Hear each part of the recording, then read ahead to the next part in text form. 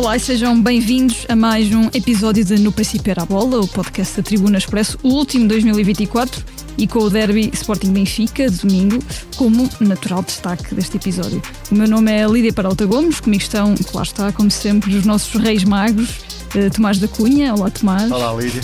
Um abraço a todos. E o Rui Malheiro. Olá, Rui. Olá, Lídia. Olá, Tomás, e cumprimentos a todos. Reis magos, porque somos três, não é? Exatamente. Isso. Não sei se temos muitos presentes para oferecer. Mas... E temos que juntar os outros três reis magos já agora, para além dos nossos técnicos, que são sempre indispensáveis no nosso coletivo. Obviamente também um abraço extensível ao Pedro Barata, ao Diogo Pombo e ao Francisco Martins, que aparece menos, mas também já esteve connosco em várias circunstâncias. Somos um grupo alargado de reis magos.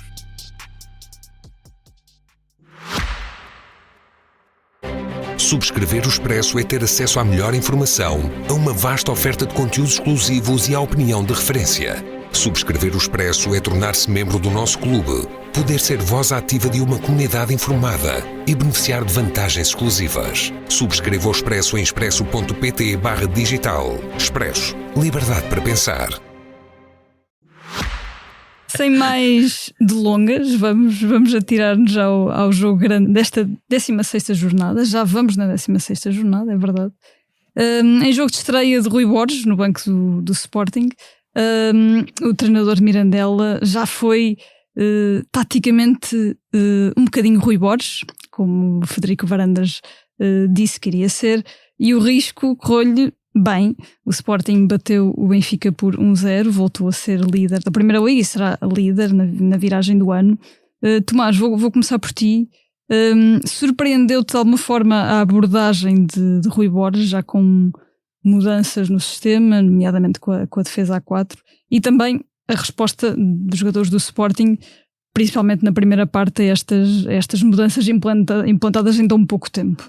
Não me surpreendeu, até porque Rui Borges falou muito do conforto dos jogadores na mensagem que deixou na apresentação ao serviço do Sporting, e a verdade é que, se formos ver em termos de dinâmicas e de características de cada função, o Sporting não mudou assim tanto. Não foi uma mudança tão radical quanto possa parecer à partida, se pensarmos, jogou em 4-3-3, não jogou em 3-4-2-1. De facto, se colocarmos desta forma, há uma mudança muito radical, mas depois, se formos ver, Eduardo Quaresma ficou mais baixo e até já tinha alguma experiência como lateral.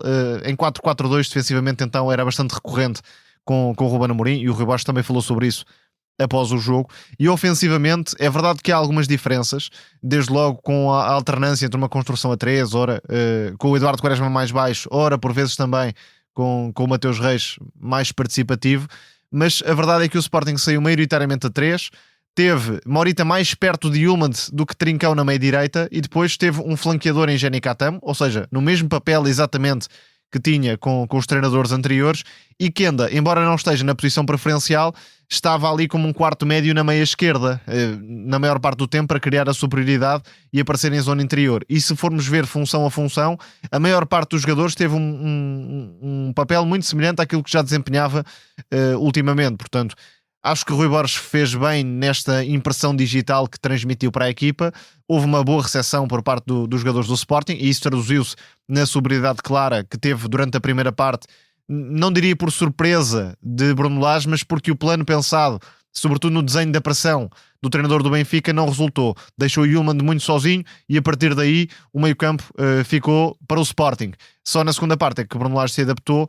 E depois há também o tal lado do treinador de proximidade. Acho que o Rui Borges quer ser essa figura, chega aos jogadores. João Pereira não chegou. Não sei exatamente a razão, mas não chegou. Havia uma barreira. Já se viu no final muitos abraços, sorrisos, até com figuras que são importantes, mas não são jogadores. Os adjuntos, o Paulinho, toda a gente está ali na bolha de Rui Borges. Portanto, chegou e causou um impacto muito positivo. De qualquer forma, acho muito redutor, e as conferências de imprensa têm ido muito por aí. E o psicológico, e qual é a maldição, qual é o feitiço.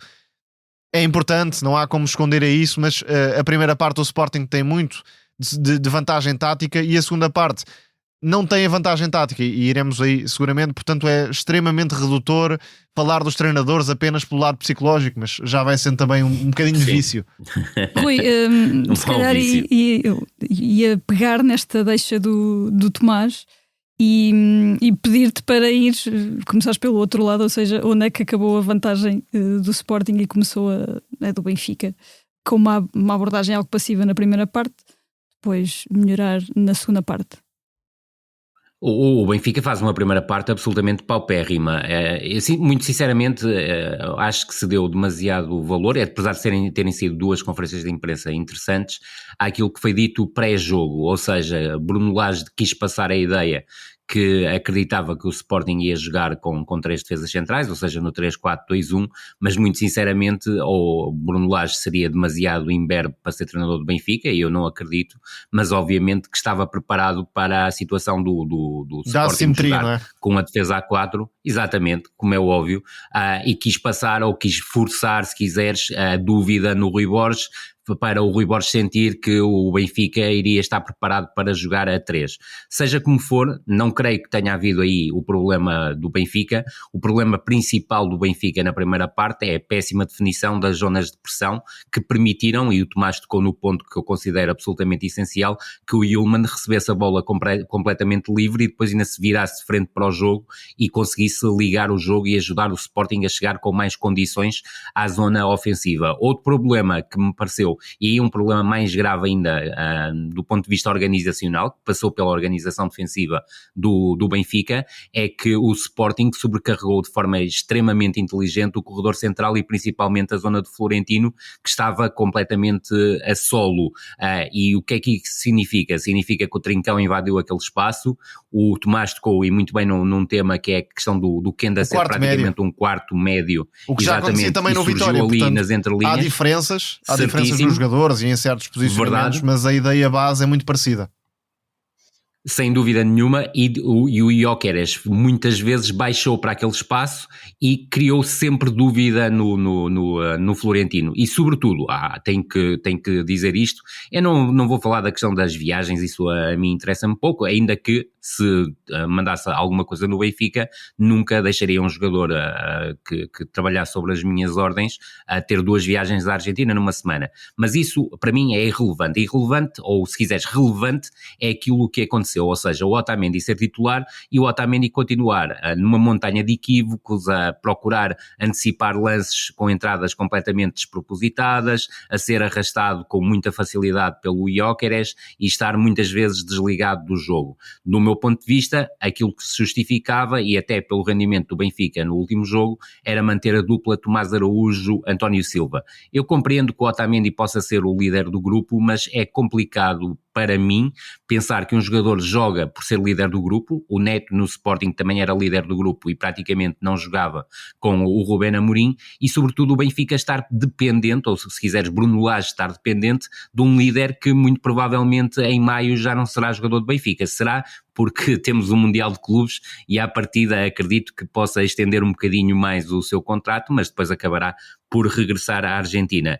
Outro ponto que me parece importante e também foi muito sagaz preparado pelo Sporting foi a questão do Rui Borges, para além da capacidade que teve para, digamos, dar conforto aos jogadores, ou seja, aquilo que ele prometeu na conferência de imprensa da apresentação, ele cumpriu.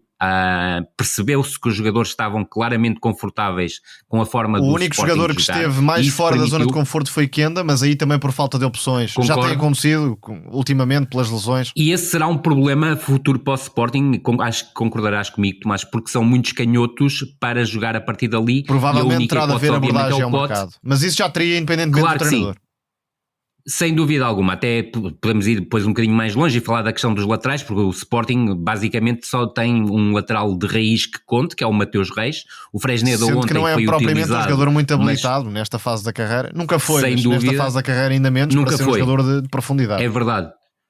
Sem dúvida, e o Fresneda, como praticamente toda a gente sabe, será jogador de Valência a partir de janeiro, a menos que o Sporting anule a transferência que já estava acertada, e o Ricardo Gai, tal como falávamos também já mais do que uma vez, não será a melhor opção para ser lateral direito titular da equipa do Sporting, por isso haverá, quer de um lado, quer do outro, porque também acredito que o Benfica irá ao mercado, e se quisermos ainda juntar o Futebol Clube do Porto também irá ao mercado, e muita da sagacidade que os 3 clubes terão no assalto ao mercado marcado será importante para o desenrolar da segunda volta. Por último, como ponto negativo da primeira parte do Benfica, tenho que dizer que houve uma vulnerabilidade tremenda do Benfica na construção. Muito mérito do Sporting, porque cá está, Rui Borges anulou os pontos fortes da equipa do Benfica. Pressão assimétrica também, portanto, nesse sentido houve uma preparação muito bem pensada por parte de Rui Borges. Porque Catamo ficava mais alto e apertava carreiras, aí surgiram muitos erros. Ou seja, era um falso 4-4-2 em momento defensivo da equipa do Sporting, porque o Catamo saltava claramente em carreiras e o Benfica não conseguia sair pelo carreiras, e a solução era sempre buscar. E houve também uma tentativa de orientar para o lado esquerdo com a pressão de Gyökeres, quando o Benfica iniciava desde o pontapé de baliza, levando o Benfica para a esquerda. Esses pontos são os pontos essenciais. O Benfica foi um deserto de ideias na primeira parte. A única oportunidade que tem é num livre direto do Coxo.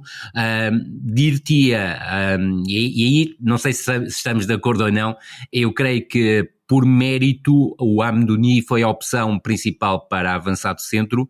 Eu teria feito exatamente o mesmo, com o objetivo, sobretudo, de explorar as costas da última linha do Sporting. Mas a verdade é que a última linha do Sporting esteve praticamente sempre bem definida, muito na linha daquilo que acontecia no Vitória com o que Rui Borges. Em relação ao Amdouni, Rui, é que se o Benfica de facto tivesse argumentos na construção deste trás para encontrar Amdouni, ora entre linhas, ora mais à frente em profundidade, depois de Di Maria ou Octocoglu receberem por dentro, aí sim poderia ter sentido como plano inicial. Assim, acho que foi contraproducente, porque não é que Pavlidis seja propriamente um especialista, atenção, em jogo direto, mas sempre daria outra presença no corredor central, de costas para a baliza, contra os centrais do Sporting. E além disso, perde-se o trunfo de banco. E muito bem. É isso mesmo, perdeste o trunfo para a segunda parte e, sobretudo, não tinhas uma ideia ofensiva clara, e esse foi o grande problema do Benfica. E eu lembro, principalmente nos primeiros 15 minutos, que há 2 passos longos para o Amdouni sem qualquer sentido. Quer dizer, tudo bem, o Amdouni, do meu ponto de vista, explora melhor a profundidade do que o Pavlidis, mas os passos têm que chegar com alguma qualidade para que ele possa criar desequilíbrios, e a verdade é que não conseguiu. Uma nota só em relação ao Sporting, concordando exatamente com tudo aquilo que o Tomás disse, uma referência que foi interessante para mim, sobretudo na abordagem inicial ao jogo. Eu no pré-jogo estava com dúvidas se o Quaresma iria ser o lateral direito ou se iria ser o St. Just. Pela capacidade também que o St. Just pode aportar do ponto de vista ofensivo, que o Quaresma também pode aportar, ainda que o Quaresma seja mais driblador e o St. Just seja um jogador muito mais veloz e muito mais, exatamente, claramente mais atlético, mas a presença do St. Just como central pela esquerda foi muito interessante para a equipa do Sporting e também para impedir, por exemplo, que o Di Maria, que cada vez surge mais em zonas interiores, criasse desequilíbrios por dentro, porque era poderá ter sido mesmo essa a ideia, para dar ali um apoio mais próximo a Mateus Reis na defesa de Di Maria. Sem dúvida nenhuma, sem dúvida nenhuma. E depois sabendo também que o Benfica cada vez mais explora, não tanto ontem a questão do Austin sobre o corredor direito do ponto de vista ofensivo, depois na segunda parte do ponto de vista defensivo já foi algo diferente, mas porque liberta claramente o Ubá na profundidade, e era o Mateus Reis que muitas vezes ficava com o lateral do Benfica, que em momento ofensivo além disso, o Quaresma é uma máquina de ganhar duelos. No 1 para 1 é uma máquina de ganhar duelos, o Eduardo Quaresma. Sem dúvida nenhuma. Duelos, e jogando no limite do risco. Direito. Exatamente, jogando no limite do risco, tal como o Otamendi faz, só que tem uma disponibilidade física e, convenhamos, também nesta altura está numa fase muito tenra da sua carreira, tenra no bom sentido, obviamente, é muito jovem e tem uma capacidade de deslocação bem superior à do Otamendi, que é normalmente ou acerta a entrada ou depois é ultrapassado e é irrecuperável. A ideia que fica mais uma vez é que o Benfica depende mais do adversário do que de si próprio. E o resumo deste jogo é exatamente esse. Na primeira parte, um Benfica perdido porque não conseguiu pressionar, não conseguiu anular os pontos fortes do adversário, neste caso do Sporting.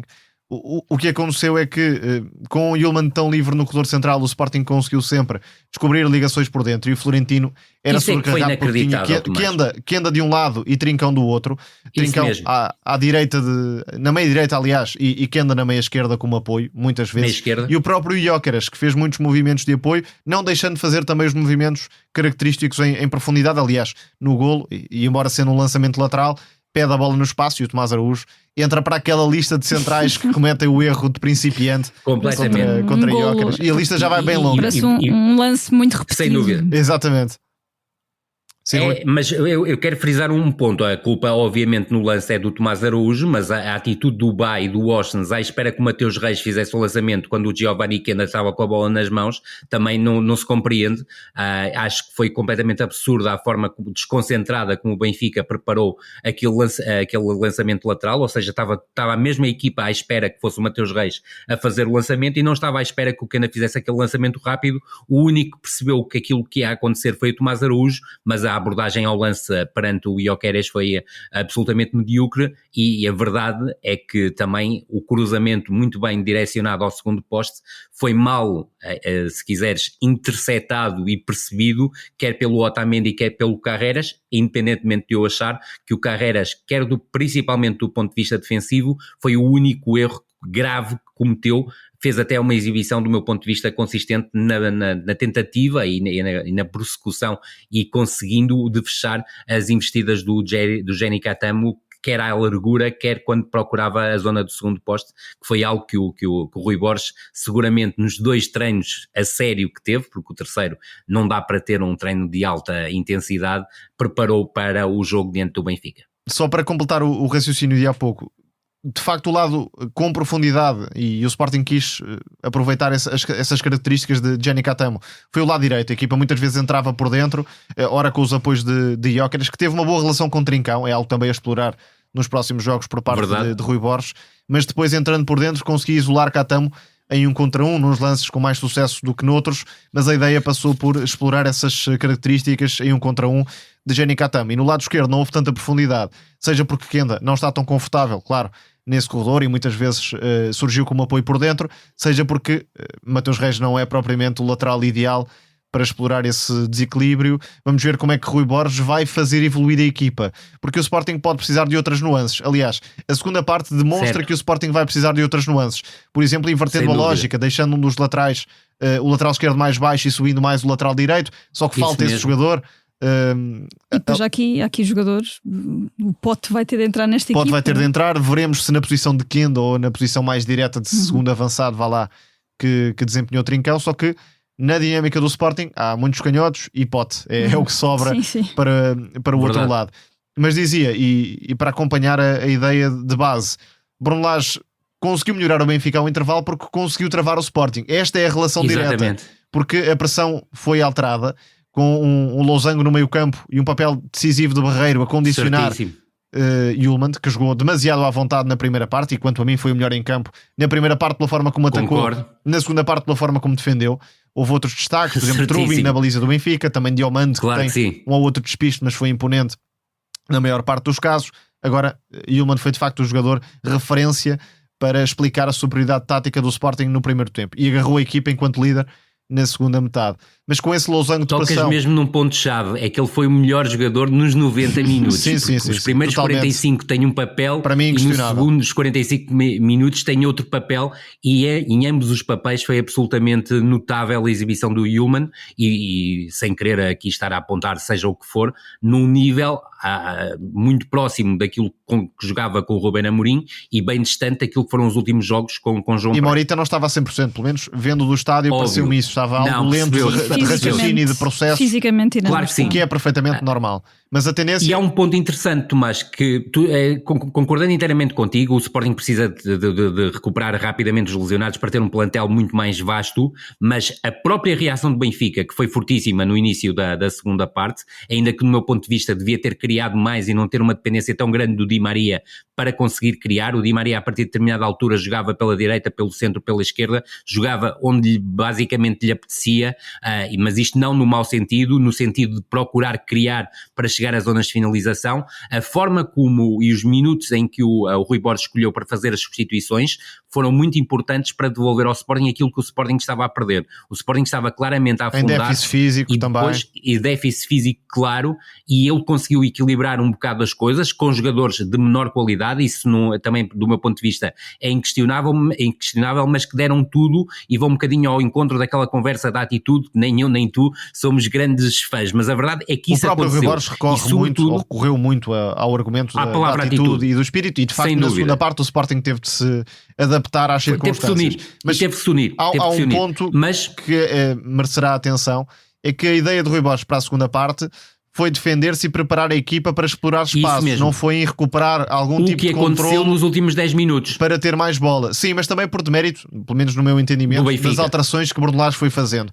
Perdeu capacidade de circular a bola e de se aproximar com algum critério das zonas de criação, e a partir daí o Benfica viveu unicamente do jogo de cruzamentos que nem sequer levaram particular perigo naquela só etapa o final. Cabral. Exatamente, mas é verdade. Sobre o Benfica, além desse ajuste na pressão, foi importante ter Coxo mais ligado à construção do jogo, porque Florentino de facto é um jogador que limita muito a equipa, é muito inseguro, e isso passa de certa forma também para os companheiros de setor, e isso foi notório mais uma vez, e Coxo de frente para o jogo conseguiu alimentar a progressão dos encarnados.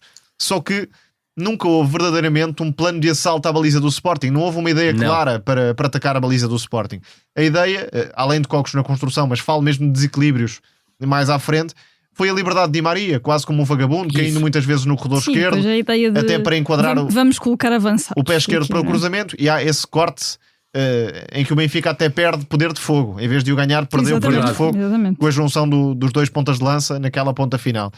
Mas creio que Bruno Lage terá que pensar sobretudo em como pode aproveitar este plantel, porque a verdade é que os jogadores tecnicistas com algum tipo de criatividade, algum tipo de critério, estão a ser ostracizados. Quem entra é Best, que é um jogador limitadíssimo, tem qualidades, mas quando devia ter entrado o Sheldrup, óbvio. Por exemplo, só que se olharmos para jogos anteriores em que não entra Sheldrup, ou entra aos 90 minutos, acaba por ser lógico que não entra num derby com o Sporting, com o Benfica em desvantagem. Verdade. Mas se nunca houver a oportunidade, seguramente o jogador não vai dar o próximo passo. Que limita, claro que entre as alterações são sempre as mesmas carreiras, e também há essa são sempre as não mesmas. Era propriamente o que o Benfica estava a pedir naquela altura, mas os jogadores da confiança são Amdouni, que neste caso começou como titular, Besta, Leandro Barreiro e, em caso de necessidade, Artur Cabral. São estas as alterações que o treinador do Benfica faz. Tudo o resto mantém-se.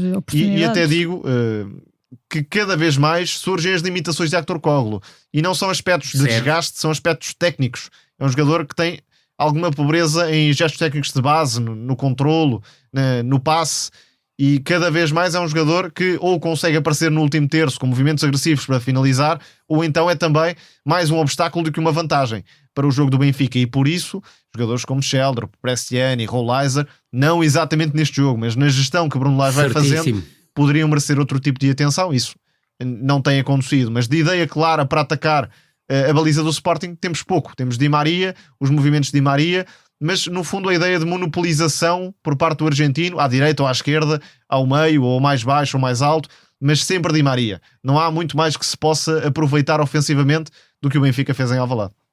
Não, exatamente, e referir um aspecto essencial, porque eu creio que o Bruno Lage falhou na conferência de imprensa pós-jogo, não houve uma entrada forte do Benfica, nem pouco mais ou menos.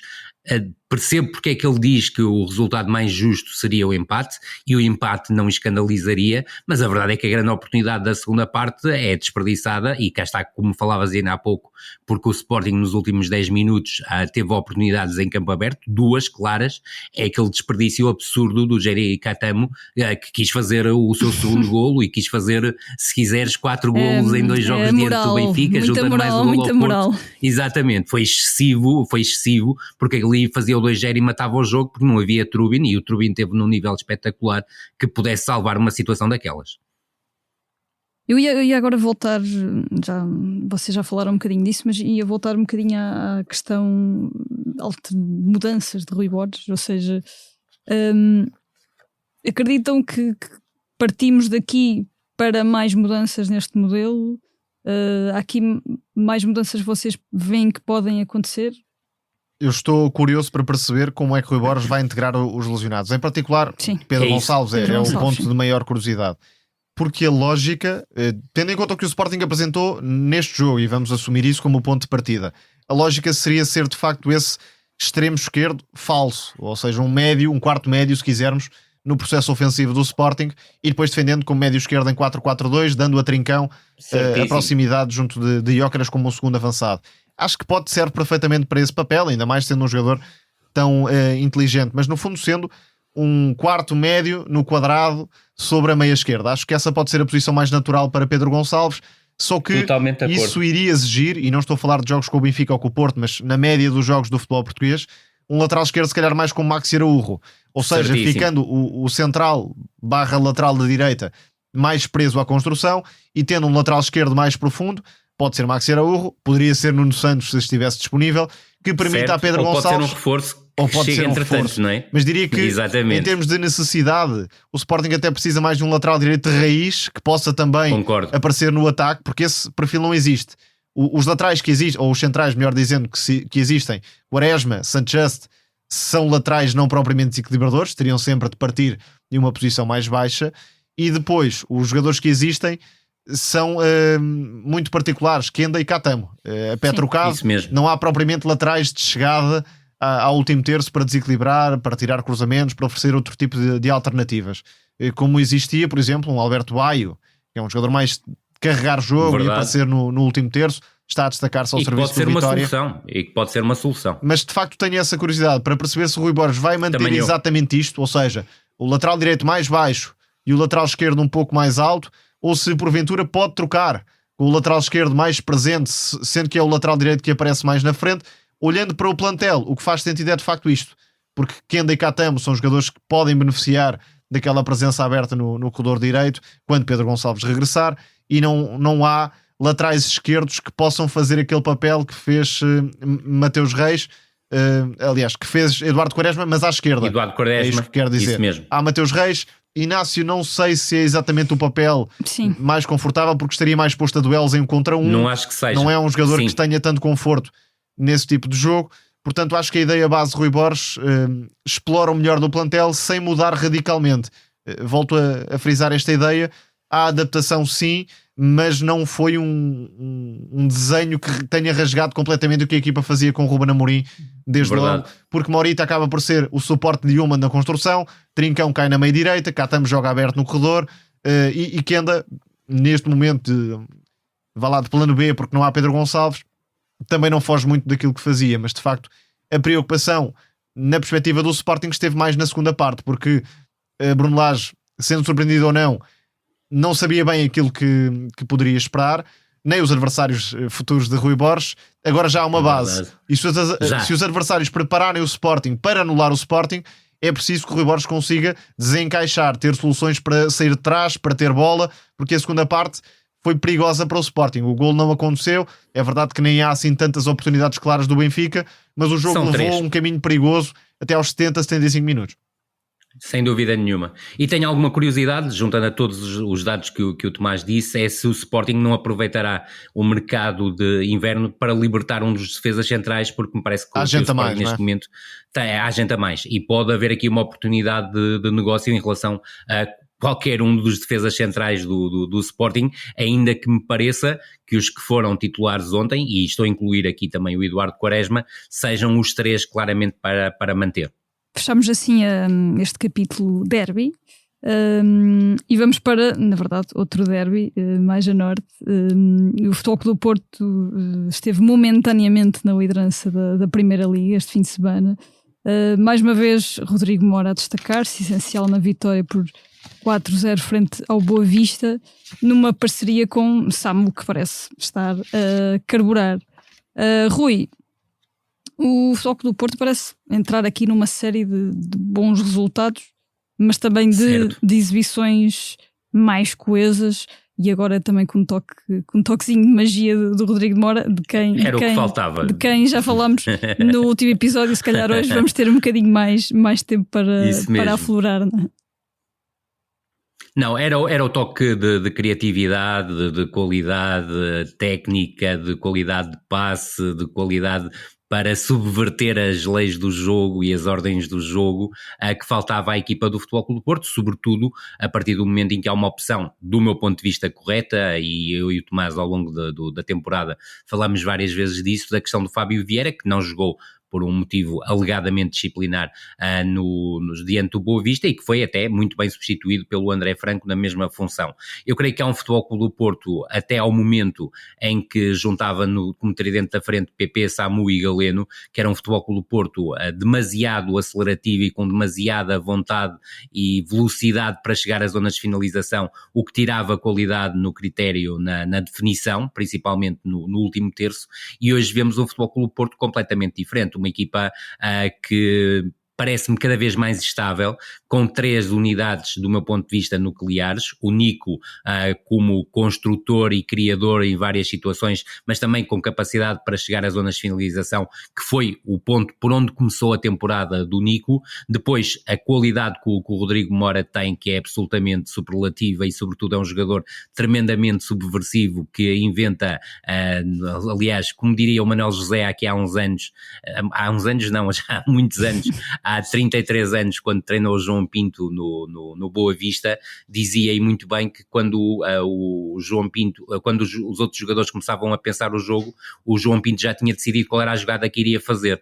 E o Rodrigo Mora é um bocado isso, e provou numa assistência sublime para o segundo gol do Futebol Clube do Porto, e cá está, Nico Gonzalez a aparecer ao segundo poste, e depois no terceiro gol, que é um contra-ataque de área a área do Futebol Clube do Porto, mais uma vez o Nico a lançar o Rodrigo Mora, e depois a condução é absolutamente sublime, a forma como parte para cima do Dabo e do Filipe Ferreira é notável, e depois a definição com o pé esquerdo é absolutamente superlativa, é de um jogador absolutamente fora do comum, juntando aqui, mesmo não parecendo estar no melhor da sua forma, desde que chegou ao Futebol Clube do Porto, mas continua a marcar golos em catadupa, que é o Samu, que nasceu claramente para finalizar. E sim, concordo inteiramente contigo, Lídia, há qualquer coisa entre os dois jogadores que ultrapassa as 4 linhas, ou seja, vê-se que há uma relação muito especial entre os dois, que está a ser transportada e muito bem para dentro do campo, porque quem oferece as melhores bolas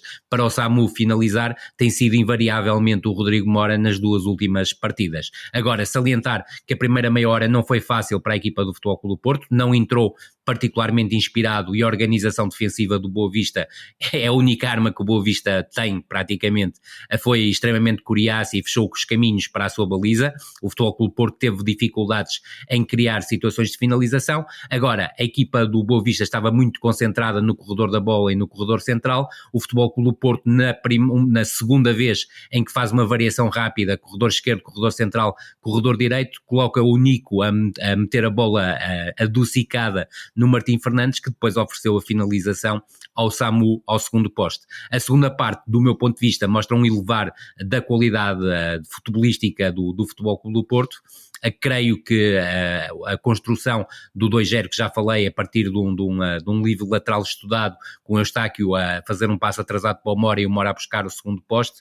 No terceiro golo, mais uma vez, a tal questão do contra-ataque de área a área ser transformado em golo, com o Rodrigo Mora num papel absolutamente notável, deram o absoluto conforto a um Boa Vista que até, do meu ponto de vista, na segunda parte, procurou entrar com mais risco, chegou 2 vezes às zonas de finalização, o que para mim merece inteiro mérito o trabalho que Cristiano Bacci está a fazer na equipa do Boa Vista, porque o Boa Vista é claramente a equipa mais limitada do Campeonato Nacional, mas não é a pior equipa do Campeonato Nacional, e se não deve à entrega, se quisermos, dos jogadores, que é uma entrega absolutamente esdrúxula. Mas a equipa já está espremida há muito tempo. Está espremida, é um caminho cada vez mais difícil.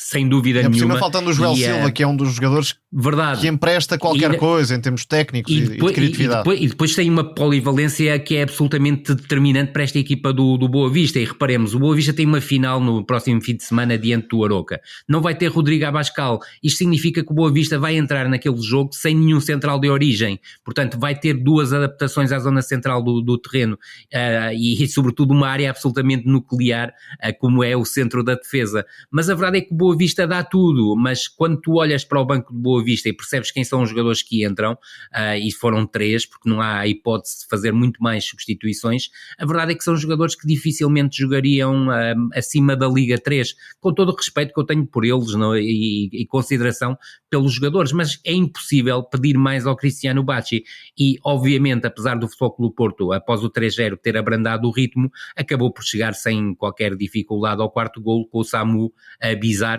e a ter a oportunidade de fazer o 4-0, e mais uma vez destacar a forma como o Futebol Clube do Porto conseguiu mais um lance laboratório, canto curto, com uma triangulação entre Ivan Raime, o estava a pensar agora em quem teria sido o segundo jogador, foi o Ivan Reimer, que combinou com o PP, exatamente com o PP, e o PP entregou a bola ao Alan Varela, e o Alan Varela faz o cruzamento para o segundo posto, o Neon faz o cabeceamento atrasado para a zona de finalização, e o Samu acaba por concretizar o 4-0. A vitória do Futebol Clube Porto é inteiramente justa, e deixa sublinhar, para além do aspecto que me parece importante, que é a estabilidade que o Futebol Clube Porto está a conseguir encontrar com este novo desenho, se quisermos. E nem vai permitir muitas ocasiões aos adversários. É exatamente isso. É exatamente isso. Acrescentar algo. É certo que o Boa Vista não é o melhor exemplo, é exatamente. Na verdade, os últimos adversários já são feitos ao Moreirense, são relativamente acessíveis, olhando para a média. Sem dúvida. Sem dúvida nenhuma. E esse aspecto também me parece muito importante neste crescimento do Futebol Clube do Porto. Diria que esta foi a semana, ou pelo menos uma das semanas mais importantes de Vítor Bruno desde que é treinador do Porto. Porque conseguiu mergulhar a equipa numa onda de positividade que não se via desde aquela vitória na Supertaça, que isso foi mesmo. Pontual. Teve ali, claro, alguma continuação, mas esse foi o ponto alto. Agora está a trazer a equipa novamente para uns índices de felicidade e de comunhão com os adeptos, que são fatores muito importantes. E eu começaria mesmo por aí, porque a entrada do Rodrigo Mora, além de todo o talento, além do que provoca no jogo individualmente, e é de facto um jogador sem igual no plantel, não vale a pena fugirmos a isso, porque é a verdade, e em pouco tempo conseguimos perceber isso. Consegue trazer esta relação de amizade com o Samu, que parecendo que não, ajuda muito, porque ajuda os adeptos a reverem-se na equipa, ajuda os adeptos a acreditarem mais na equipa, e o Porto também estava a precisar disso. O clima era muito, não quero dizer tóxico, mas era muito instável. Toda a gente desconfiava, toda a gente desconfiava do que aqueles jogadores e do que aquele treinador podia entregar. Isso agora atenuou-se um pouco. E há muitos jogadores que no passado deram entrevistas e que falaram da relação de proximidade com quem está à volta, e essa relação contribui para dar um bocadinho mais em certos momentos, e isso, claro, ajuda ao sucesso coletivo. E há um aspecto que é muito interessante. Eu em outubro fiz o Sintrense Futebol Clube Porto para a Taça de Portugal, na Amadora, e passei por vários adeptos do Futebol Clube Porto que envergavam a camisola do Rodrigo Mora, e acredito que para eles tenha sido uma desilusão tremenda. Exatamente, mas tenha sido naquela altura uma desilusão tremenda, um jogo diante do Sintrense, o Rodrigo Mora ser suplente e ter entrado a poucos minutos do fim. E o Futebol Clube do Porto, para além da qualidade que o Rodrigo Mora aporta, e isso é o principal fator, tem ali a tal bandeira de união que tu falavas, e que creio que também pode ajudar, e muito, para que acabe este clima crispado que se tem sentido no Futebol Clube do Porto, apesar da vitória, uma maioria tremenda do André Vilas-Boas, mas que se percebe que há um lado do Futebol Clube do Porto que está agarrado ao ex-presidente Pinto da Costa e que está a dificultar aquilo que é esse elo de ligação que estás a fazer. E todos os clubes precisam de referências, todos os adeptos precisam de identificação com sem alguém dúvida. Que esteja lá e dentro. O Rodrigo Mora é claramente o menino de ouro azul, ou seja, eu olho para ele e vejo muitas vezes aquilo que vi no João Pinto entre os 17 e os 20 anos, quando jogava no Boa Vista e teve aquela passagem infeliz pelo Atlético madrilenho, porque não podia jogar no Atlético Madrid principal, mas naquela altura, nessa mesma altura, era um jogador claramente em evidência na nossa seleção de sub-20. E além disso, o próprio Vítor Bruno, no treino aberto que aconteceu no Dragão, também tentou aproximar-se dos adeptos e fez um papel a que não estamos muito habituados, na verdade. Vítor Bruno parece sempre calmo, contido, e ali extravasou um bocadinho, e se calhar isso é útil na forma como vai tentando agarrar também a massa adepta do Porto. Mas diretamente no jogo, acho que taticamente e qualitativamente o Porto foi um vencedor muito claro. Na primeira parte, e não havendo Fábio Vieira, o André Franco teve um papel indireto, na minha opinião. Sem dúvida. E teve um papel indireto porque condicionou o Dabo e permitiu que a principal fonte de desequilíbrios do Porto fossem as subidas de Martim Fernandes, que sem está nas principais ocasiões, assistiu para golo, tecnicamente fez um jogo bastante positivo. E depois há um jogador que está a encher as medidas e que voltou a subir de forma, embora nunca tenha baixado verdadeiramente, mas falo de Nico Gonzalez, que está a ser... Claro que sim. Ou melhor, até podemos dizer que nesta altura está a ser um grande candidato a figura da Liga. Não é o único. Concordo. Há outras figuras, obviamente, mas ainda está nessa corrida. O Trincão, por exemplo, independentemente desta Trincão, sempre, Jóqueras, obviamente. Enfim, exatamente. Há vários candidatos, teremos tempo para discutir isso. O campeonato está muito bem aberto. E o próprio Di Maria, a verdade é essa, porque o Di Maria está num patamar absurdo. E depois, em certos aspectos que não são decisivos, porque o jogo foi desequilibrado, mas um gol de bola parada de laboratório é importante, valida o trabalho do treinador. a forma cirúrgica como o Porto desmontou a defesa do Boa Vista, e atenção porque o Rui destacou isso, a primeira meia hora não é propriamente boa, mas a partir daí nada fácil. Sim, o Porto encontrou caminhos com mais facilidade, mas de facto a tal exploração do lado direito, com o Nico a lançar muitas vezes, acabou por ser importante para o Porto. Portanto, semana em cheio para Vítor Bruno. Agora... E Tomás, deixa-me só fazer aqui um apontamento, e obviamente estando totalmente de acordo em relação à semana do Vítor Bruno. Nós aqui à quarta jornada defendemos que o treinador do Casa Pia não devia ser despedido e estava nos últimos lugares da tabela classificativa. Está a ver-se aquilo que está a acontecer ao Casa Pia, que vai subindo de posição. Eu acho que o Boa Vista cometeria um erro tremendo se despedisse o Cristiano Bacci, e confesso que eu não Ninguém vai fazer melhor ali. Ninguém vai fazer melhor ali, exatamente isso. Eu não sou um apreciador da ideia de jogo do Cristiano Bacci, conheço de trabalhos anteriores, e nomeadamente do Olhanense, e até na Udinese depois como treinador adjunto, e de uma passagem também pelo futebol árabe, mas a verdade é que ninguém vai fazer melhor ali, e que parem com uma ideia que o Boa Vista pode dar muito mais do que aquilo que dá. Não pode.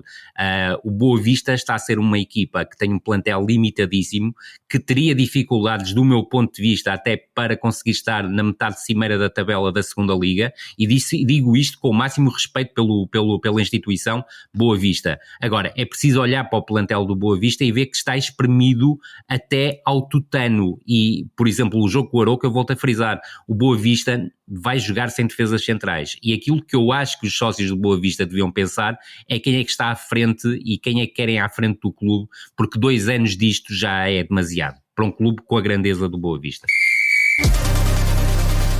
Vamos agora seguir para as nossas rúbricas. Na Revienga vamos buscar um bocadinho também daquilo que o Rui já começou por dizer.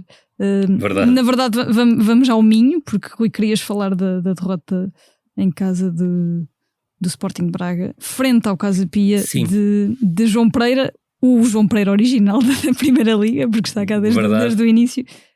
E também querias dar um toquezinho na estreia do Daniel Sousa à frente do Vitória. Claro que sim.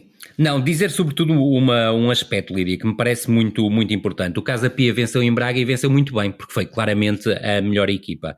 O Sporting Braga continua com problemas, é certo que o Carlos Carvalhal vai procurando criar aqui alguns remendos. Creio que a opção pelo 3-4-2-1 é uma opção que foi ganha por parte do técnico do Sporting de Braga. A equipa melhorou em alguns aspectos, mas continua com uma inconstância tremenda, e é impossível tu quereres ter resultados. Parece que é um jogador que eu e o Tomás perseguimos, mas não é verdade. Mas o Robson Bambu é a pior solução para resolver qualquer tipo de problemas, e são muitos que a equipa do Sporting de Braga tem no seu setor defensivo, e aquilo que o Robson Bambu e o Daniel Sousa conseguiram a temporada com este defesa central, sobretudo a segunda metade da temporada, porque ele não estava na primeira metade, foi praticamente um milagre, porque é um jogador de uma inconsistência, quer a nível e foi um jogador que acompanhou o Daniel Sousa, também há esse problema. Exatamente. E depois, obviamente, percebemos também a determinada altura que o Carlos Carvalhal percebeu ou entendeu que jogar com o Roger de um lado e o Gabri do outro tornava a equipa extremamente ofensiva e desequilibrada no momento de transição defensiva, sobretudo sobre os corredores laterais, mas a solução em Yuri Ribeiro também está longe de ser a melhor. Depois tem outro problema que, do meu ponto de vista, é difícil de resolução, que é a questão de conjugar o João Moutinho e o Rodrigo Salazar no centro do meio campo. Eu tenho dificuldades em vê-los como jogadores complementares, falta ali um jogador com outro perfil. Gosto, obviamente, de ver os dois jogadores juntos, mas a verdade é que não sinto que haja química entre os dois. O plantel do Braga tem muitas peculiaridades, é difícil montar uma equipa competitiva e que tenha a tal harmonia que qualquer conjunto precisa. Não, e nós chegamos à conclusão aqui há umas semanas, e continuo a achar o mesmo, e creio que tu também, Tomás, que a questão é que o João Ferreira é o defesa mais sólido da equipa do Sporting de Braga, e ninguém estaria à espera que um lateral direito transformado em central direito... A construção do plantel não permite, eu diria... Não quero dizer a nenhum treinador, mas não é fácil encontrar um treinador que consiga potenciar este plantel. E não quero dizer que não tenha bons jogadores, porque tem bons jogadores, mas também tem muitas limitações. E tem um banco absolutamente impressionante em termos de qualidade. Agora, o problema é que é um plantel completamente desequilibrado, em que as escolhas dos laterais, por exemplo, foram feitas em cima da hora, e o lateral direito hoje em dia é o melhor defesa central do Sporting de Braga. O Yuri Ribeiro não me parece claramente um jogador talhado para jogar em 3-4-3 como ala esquerdo desequilibrador. Falta não tem projeção. Claramente esse perfil, exatamente. E depois tem o problema que é a questão, independentemente de eu continuar a achar que o El Ouazzouani está num passo muito à frente do Roberto Fernandes, que entretanto desapareceu, mas tenho sérias dúvidas que o Fran Navarro venha a ser a resolução dos problemas ofensivos, ou se quiseres do processo ofensivo da equipa do Sporting de Braga. Não posso deixar de elogiar, é o trabalho feito pelo Casa Pia. O Casa Pia é uma equipa que joga aberto, com preocupações obviamente do ponto de vista defensivo e com organização defensiva muito bem trabalhada, conseguiu recuperar o José Fonte, que parecia quase um milagre olhando para aquilo que foi a temporada anterior do José Fonte. Contexto e proteção do sistema, mas cá também, está. Né? É exatamente, jogar, e tal como dizíamos o ano passado em relação ao Sporting de Braga, se ele jogasse mais baixo, obviamente estaria num papel muito mais confortável, mas há o Ruben Kluivert, que foi o jogador que caiu para o José Fonte regressar. O Casa Pia tem um plantel muito acima da média da Liga, convém não esquecer. Tem, muito acima da média, não, mas é um plantel com recursos que outros plantéis não têm. Não, e sobretudo deram tempo para o treinador trabalhar, e a verdade é que ele encontrou ali uma dupla de meio campo que me parece muito interessante, o Kraev e sobretudo um jogador que nós já falamos aqui a época passada várias vezes, que é o Telasso finalmente a jogar o que jogava na seleção. Finalmente está a aparecer, certíssimo. Tem dois laterais, principalmente o Lelo à esquerda, mas também o Larrazabal à direita, que merecia a titularidade em relação super ao André agressivos, Geral. ambos tecnicamente evoluídos também, mais o Lelo do que o Larrazabal. Verdade, e depois no trio da frente o Cassiano trabalha imenso, é um jogador que desgasta as defesas adversárias e sobretudo cria espaço para aparecer o jogador que do meu ponto de vista é o mais diferenciador da equipa do Casa Pia. Nunca irei perceber como é que o Vizela desperdiçou um jogador desta qualidade, que é o Nuno Moreira, que decidiu o jogo. Nunca jogou assim, apesar de tudo, com esta regularidade, verdade, com esta importância, com esta influência. Verdade. Acho que é a melhor época, ou tende a ser a melhor época. Vai ser a melhor época do Nuno Moreira, sem dúvida nenhuma, mas muito mérito para aquilo que é o trabalho do João Pereira. E voltar a frisar isto, nós na quarta jornada quase fizemos aqui um apelo para que o treinador não fosse despedido, porque conhecíamos o trabalho dele no Alverca, o Tomás ainda mais do que eu, porque viu mais jogos do Alverca do que eu, mas é um treinador que tinha claramente potencial. As coisas não estavam a correr bem do ponto de vista inicial, mas percebia-se que havia trabalho e sobretudo havia condições para a equipa dar a volta, e os resultados estão aqui claramente à vista. Em relação ao Farense Vitória, eu creio que o resultado acaba por ser muito feliz para a equipa do Farense. É um jogo da equipa do Vitória, do meu ponto de vista, extremamente interessante. Uma equipa que consegue, em Faro, no São Luís, fazer 27 remates, e creio que 13 ou 14 enquadrados, por acaso estava aqui à procura do dado, não o tenho aqui, mas vou encontrá-lo. 12 remates enquadrados. Ricardo Velho é um volta a ser de produção. Volta a ser um destaque. É um absurdo de produção ofensiva da equipa do Vitória. Gostei particularmente da opção inicial e sobretudo atendendo um aspecto que é importante. O Vitória tem os dois avançados lesionados, o Nelson Oliveira, que é um avançado que trabalha muito mais para o coletivo, o Chuchu, que é claramente mais um definidor, mas está a sair-se bem com esta aposta do Gustavo Silva como avançado móvel, exceto que ele tem dificuldades em espaços curtos, porque é um jogador claramente talhado para espaços largos, mas que está a corresponder, do meu ponto de vista, às expectativas. E depois, algo que me pareceu importante nesta aposta inicial do Daniel Sousa, já a querer marcar um posicionamento, não sei se vai repetir a titularidade diante do Sporting, creio que não vai repetir, mas utilizar o João Mendes como número 10, o Nuno Santos a partir da esquerda, o Caio César na direita como desequilibrador, o Mano Silva e o Tiago Silva como dupla de médios centro, o que me faz crer que o Tomás Andel muito provavelmente sairá em janeiro, porque não encontro outra hipótese para o Tomás Andel ter perdido protagonismo nesta equipa. É bastante provável. E sobretudo E sobretudo um jogador que o Tomás já referenciou hoje, nós já tínhamos tocado nele aqui há umas semanas, sobretudo quando falamos do Vitória e da equipa do Vitória na Liga Conferência, que é o Alberto Baio, que está a crescer de uma forma absurda, está a atingir um nível que eu não esperava que ele atingisse tão cedo, independentemente de ver qualidades. Até porque não é propriamente um portento de técnica, é um jogador... Não é, mas é um portento de força e disponibilidade física. Entra por fora ou por dentro, exatamente. Sem dúvida. E é inteligente na forma como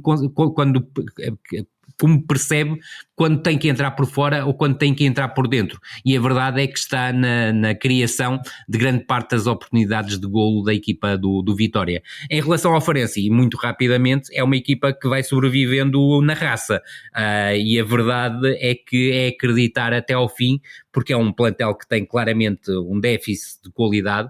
Creio que lhe falta um médio que dê outras coisas em termos de ligação, independentemente do Miguel Menino estar a fazer uma temporada, do meu ponto de vista, mas não positivo, é aquele meio campo de luxo que o José Mota teve com o Mateus Oliveira e Fabrício Isidoro. Não. Está muito longe disso, e está a pagar claramente essa fatura. E volto também a frisar um aspecto: a defesa tem inconsistências tremendas, sobretudo um jogador como o Lucas Áfrico. Eu tenho muita dificuldade em entender como é que alguém ainda consegue, para além de contratar o Lucas Áfrico, fazer dele central titular, independentemente de olhar para os defesas centrais do Farense e ser cada um melhor que o outro, ou se quiseres, pior que o outro. Não queria chegar tão longe, mas cheguei, e mais uma vez a valer o Ricardo Velho na baliza. Não está a ser uma época tão esdrúxula como a época anterior, também porque tem piores jogadores à sua frente, mas ontem fez uma exibição absolutamente notável. Tomás, vais ofertar um Totti no Espírito Santo, que caso é tão menos ou tão mais que segundo na Premier League com o Nottingham Forest. Sim, a data deste episódio ainda está em segundo, sim. Há jogos para acontecer, mas vai terminar muito acima a primeira volta da Premier League, e isto não acontecia há 30 anos. 5 vitórias consecutivas, está ou pode ficar em posição de pódio. Claramente este não é o teto da equipa, mas vamos ver até onde vai. Para já essa é a curiosidade, é isso mesmo. Perceber até onde pode ir. Não creio que vá lutar pelo título nem nada que se pareça, mas pode, quem sabe, surpreender com o acesso à Champions. O Force, que é um clube com uma dimensão europeia, com história na Champions. E a dimensão europeia até mais assinalável do que a dimensão nacional, mas claro, é um clube com muita tradição e que está a ser recuperado por Marinakis em primeiro lugar, e agora com um caminho que já fazia falta, que era abdicar de Steve Cooper e tentar encontrar um treinador experiente, versátil. E atenção, porque no Espírito Santo, embora jogue maioritariamente no 4-2-3-1, por vezes também se adapta com um sistema de 3 centrais. Aliás, contra o Brentford, por exemplo, juntou o Morato e conseguiu, por exemplo, no primeiro golo, fazer a diferença com Elliot Anderson, que é um reforço muito bem conseguido. Certíssimo. Aliás, o recrutamento do Nottingham Forest é de destacar, e o departamento de recrutamento, não sei se na totalidade, mas tem muitos elementos portugueses, a maior parte deles que transitaram do Benfica para a Inglaterra. Exatamente. E há uma série de jogadores que têm entrado e que acrescentam diretamente à equipa. Vive muito da organização defensiva, é uma equipa de organização mais do que de espetacularidade. Como qualquer equipa do Nuno. Exatamente, é um traço característico do trabalho de Nuno Espírito Santo. E depois tem figuras individualmente num nível de carreira mesmo. Matt Sells na baliza, quanto a mim o melhor guarda-redes da primeira volta da Premier League. Depois uma dupla de centrais de fazer inveja a muitas equipas de patamares interessantes. O Milenkovic, que é muito agressivo, muito forte no jogo aéreo, e o Murilo, que é um central que faz um pouco de tudo. Tem, aliás, um caminho para fazer até outros clubes, sem desmerecer, obviamente, o Nottingham Forest. Completamente de acordo. Tem condições técnicas, conduz, é forte a proteger a profundidade, mas também a impor-se na área. É um central cada vez mais para apontar para outros voos, seja no Forest e nos objetivos que o Forest consiga, seja até transferindo-se para outros clubes. E depois há uma série de jogadores de referência que foram sendo criados. Uns não propriamente novidade, falo do Gibbs White, que é o acelerador, é o jogador que aproveita os espaços. Porque e o Forest antigo jogador no Wolverhampton. Exato, já se conheciam. Exatamente. Não tem muita posse de bola, não é uma equipa com muita posse de bola, não. Mas aproveita os espaços, castiga o adversário, e Gibbs White é a figura de referência. Também os extremos, a de Sanodoy e a Langa, a espaço J. Silva, que é um elemento claramente apreciado por Nuno Espírito Santo, mas não com o suficiente para ser titular na maior parte dos jogos. E já agora, Tomás, não querendo roubar o papel da Lídia, o que é que tens achado do Ramon de Sousa? É um jogador muito interessante que entra na tal lógica de suplente de grande utilidade. Acho que não entra diretamente no plano geral e habitual do Forest, que passa sobretudo por ter 2 extremos velozes que possam acompanhar o ataque e finalizar as jogadas que Gibbs White cria, mas ainda assim um jogador aproveitável dentro do plantel do Forest. E que vai muito ao encontro daquilo que estavas a dizer, que é a prospeção acertada, porque eu acredito que o Sousa não é um jogador para ser titular esta temporada, mas que pode, por exemplo, numa segunda temporada já ganhar outro tipo de preponderância na equipa. Até porque a evolução não é radical, vá lá, mas vai acontecendo. O Forest em certos momentos consegue ter mais bola. O Elliot Anderson é um jogador que está a encher as medidas, é um médio muito completo, eu acho pode que jogar em diversas zonas. Exatamente. Estás a sublinhar o jogador-chave. Elliot Anderson de facto faz toda a diferença na ligação, no lançamento dos ataques do Forest. E depois há um jogador que é, quanto a mim, a marca de Nuno Espírito Santo neste trabalho. O fetiche. Porque com o Steve Cooper Chris Wood não jogava, não era titular. Verdade. E a primeira decisão vincada de Nuno Espírito Santo foi fazer de Chris Wood um titular. E está a ter os lucros a partir dessa decisão, em vez de ter um avançado mais móvel, que não consegue propriamente servir de referência. Não, trouxe Chris Wood de volta, é um avançado antiga, raposa velha, mas ainda marca golos e os golos que marca têm sido decisivos. Na arte vem depois. Rui, vais falar-nos de um menino de 17 anos, o croata Luka. Isso mesmo.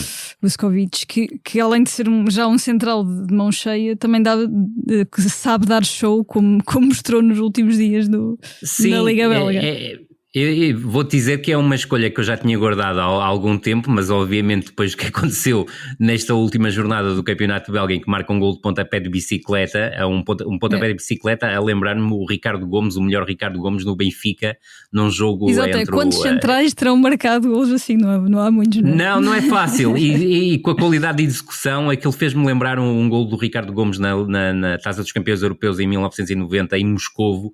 É um gol com muitas similitudes, ainda que do Ricardo ainda tem sido mais longe, o que só mostra os predicados técnicos do jogador, que, convém referir, ele está a jogar no Westerlo da Bélgica, mas já tem contrato com o Tottenham, que muito sagazmente o contratou em tempo útil e que, do meu ponto de vista, não demorará muito tempo a ser titular da equipa do Tottenham. Ele é um jogador que defende muito bem e esse aspecto parece-me essencial. Está num campeonato interessante também para desenvolver quer a capacidade defensiva, mas principalmente a capacidade ofensiva, mas é um jogador muito forte nos duelos, quer pelo chão, quer pelo ar, e depois tem muita qualidade em termos de construção. Ele coloca a bola com grande facilidade. Eu creio que é um dos jogadores com mais passes para o último terço do campeonato belga, porque tem essa capacidade, visão de jogo, qualidade na condução, qualidade na construção, ainda que obviamente temos que fazer aqui a diferença entre o que é o campeonato belga e o que será a Premier League, e depois tem essa capacidade goleadora. Eu creio que já são 6 golos esta temporada,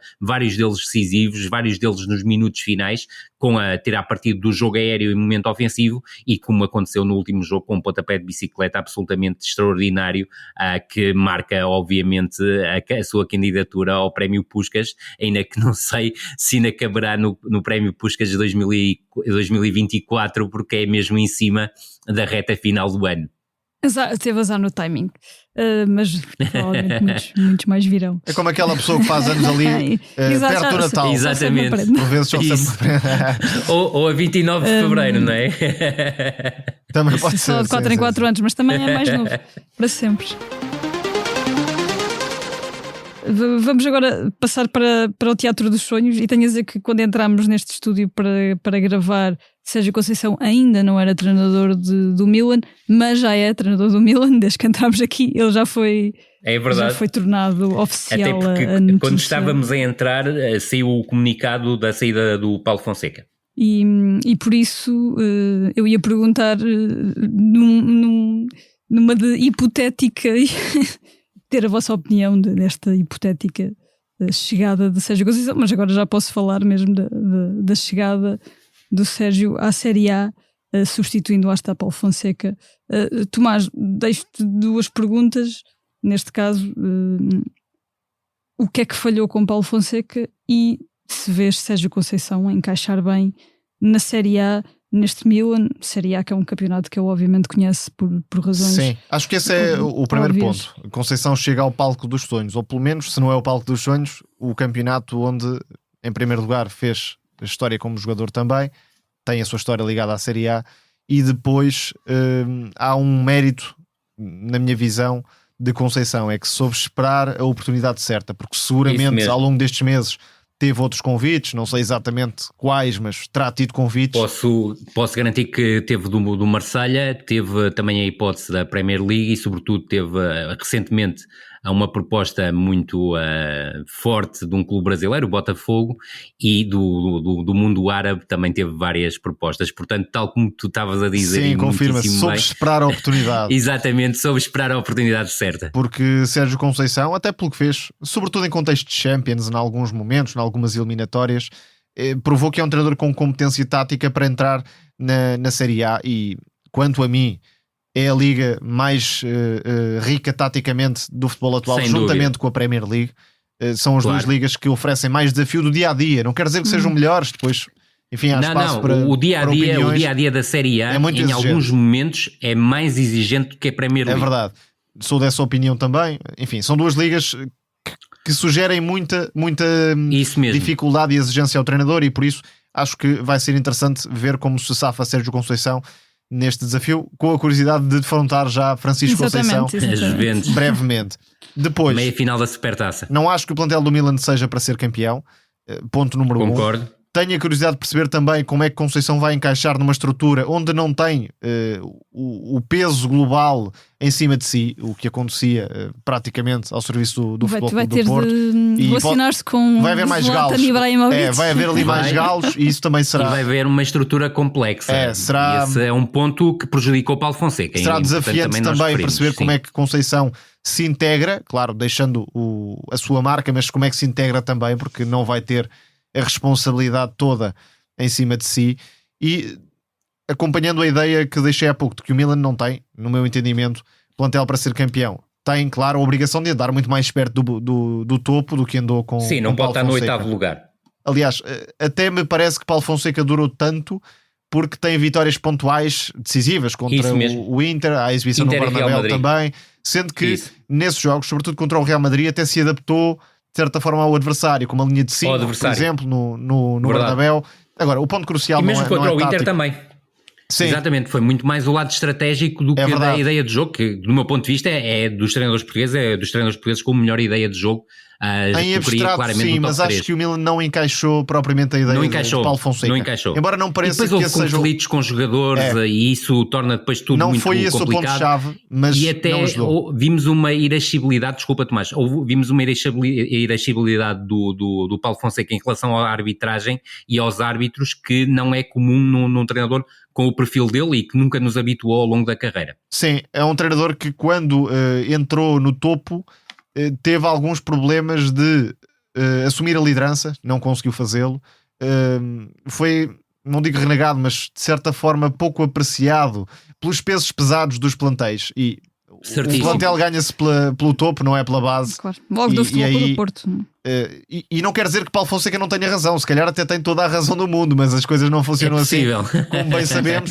Portanto, o cara a cara que quis ter com determinadas figuras, desde logo Theo e Rafael Leão, e há um momento, creio que num jogo com a Roma ou com a Lazio, não estou certo, mas foi no Olímpico de Roma, em que foi com a Lazio, há uma paragem e os jogadores desrespeitam completamente o treinador, e isto diz tudo sobre o que se passava ali dentro. E repito, pode ter toda a razão do seu lado, mas no atual Milan não pode contrariar o peso dessas figuras, porque de facto são jogadores que não pode dispensar. O melhor, Steven Reinders, que é quanto a mim um dos melhores médios do futebol europeu. Concordo. Ainda assim houve algumas ideias que não se entenderam propriamente, desde logo a colocação de Morata como um médio ofensivo ou segundo avançado, ainda está para se perceber exatamente o que Paulo Fonseca quis tirar daí. Depois uma equipa que tentou ser muito mais elaborada do que era com Pioli, jogar desde manhã, atrair a pressão, entrar com espaços, teve ali uma fase boa de Pulisic também.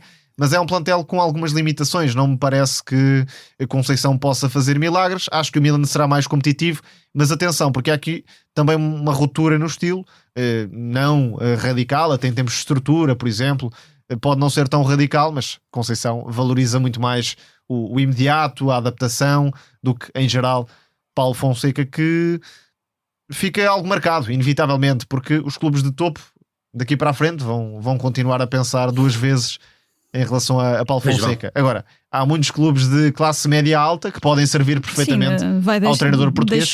Deixou boa impressão na Liga Francesa, por exemplo. E até, claro, sim. Acho que os jogadores do Milan ficaram um bocadinho órfãos de Pioli. Certo, também acho. E há um ponto que é muito importante e creio que esse tem uma liderança diferente. Claro que sim, mas nós temos que olhar para a Liga dos Campeões e perceber que o Milan está neste momento em 12º lugar, com 12 pontos, e tu já tocaste na vitória diante do Real, que é uma vitória importantíssima. Está a 1 ponto do 3º lugar, e isso é muito importante, e o Sérgio Conceição poderá tirar muito partido disso, e os jogos que faltam são diante do Girona em casa e do Dinamo Zagreb fora. Eu não quero dizer que são 2 jogos que são um passeio, não são, mas o Milan tem fortes hipóteses de ganhar estes 2 jogos e acabar claramente nos 8 primeiros, exatamente, e diretamente para os oitavos de final. Com o Sérgio Conceição pode ser um bom mozinho. Sem dúvida, porque agora é o papel diferente, ou seja, passou de underdog para o verdadeiro dog, não é? Com alguma responsabilidade. Mesmo não sendo... Exatamente. Outra curiosidade que tenho, e tu já tocaste nos 2 jogadores, é perceber qual será o relacionamento do Sérgio Conceição com 2 jogadores muito tumultuosos, como são o Rafael Leão e o Theo Hernandes. Vamos ver, eu creio que o Rafael Leão será uma peça determinante no sucesso ou no insucesso de Sérgio Conceição no Milan, mas vamos ver como é que ele vai conseguir controlar. Mas deixa-me só acrescentar, Rui, é que os problemas com o Theo e Rafael Leão também já vieram da bancada, não é apenas do treinador. Sim, exatamente. Portanto, há ali uma relação sempre quente-frio. Verdade, e esse aspecto eu creio que vai ser muito interessante também perceber como é que o Sérgio Conceição vai gerir, e não esquecer que, para além desta questão da Liga dos Campeões no final de janeiro, temos agora este arranque de janeiro com a meia-final da Supertaça diante da Juventus, e depois, se eliminar a Juventus, logo a seguir a final, e se Sérgio Conceição entra com um troféu conquistado pelo Milan, vai claramente ganhar aqui um aporte de confiança e se calhar até um aporte para os donos do clube atacarem o mercado, que pode ser muito interessante para aquilo que resta de temporada da equipa do AC Milan. Voltando a frisar que estou completamente de acordo com o Tomás, houve um investimento muito grande do Milan nesta temporada em termos de reforços, foram mais de 70 milhões de euros, mas convenhamos que nem todos os reforços, ou se quiseres, se calhar 1/3 dos reforços não justificavam. Emerson Royal sem dúvida. É inacreditável a carreira que tem. Exatamente. Por isso eu creio que este início pode ser muito interessante para o Sérgio Conceição, e obviamente que cá estamos à espera que consiga atingir os seus objetivos. Em termos do campeonato, parece-me que obviamente o primeiro passo será entrar na zona europeia e depois procurar o assalto à zona da Liga dos Campeões, não sendo fácil, porque já são 14 pontos para a Atalanta e para o Nápoles, que no fundo têm mais um jogo, e isso também pode ser importante, mas para o Inter, que tem o mesmo número de jogos, são 13 pontos de desvantagem, sabendo que o Milan ganhou a este Inter. E assim, com a chegada de Sérgio Conceição à Série A, fechamos o último episódio de No Princípio Era a Bola de 2024. A sonoplastia foi da Salomé Rita. Muito obrigado a todos que estiveram aí, não só neste episódio, mas ao longo deste ano e em 2025. Cá estaremos. E por isso, umas excelentes entradas e até para a próxima semana. Até para o ano. Boas entradas. Boas entradas.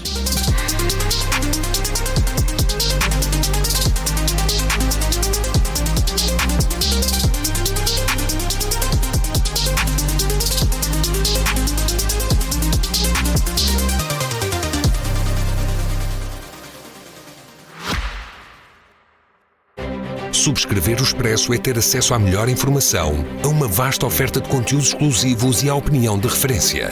Subscrever o Expresso é tornar-se membro do nosso clube, poder ser voz ativa de uma comunidade informada e beneficiar de vantagens exclusivas. Subscreva o Expresso em expresso.pt/digital. Expresso. Liberdade para pensar.